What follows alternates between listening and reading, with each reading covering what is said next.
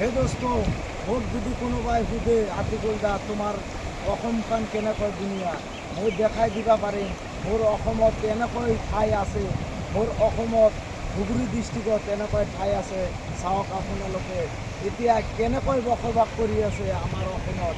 আৰু এইখন ঠাইৰ নাম হ'ল বুঢ়াবুঢ়ী। বুঢ়াবুঢ়ীত মানুহে কিমান কষ্ট কৰি বসবাস কৰি আছে চাওক। আপোনালোকে একবাৰ আহক, সেই বুঢ়াবুঢ়ীখন চাই যাওক ভালদৰে।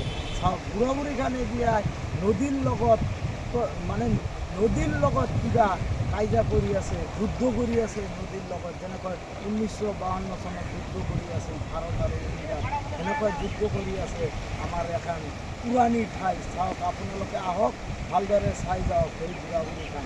বুঢ়াবুঢ়ীখন নদীৰ লগত কাজিয়া কৰি পেলাই মানে যুদ্ধ কৰি পেলাই কান্দি আছে বুঢ়াবুঢ়ীখন। এতিয়া বুঢ়াবুঢ়ীখন বাঁচব না নাই, এতিয়া মৰি যাব না জীয়াই থাকিব নদীৰ লগত যুদ্ধ কৰি।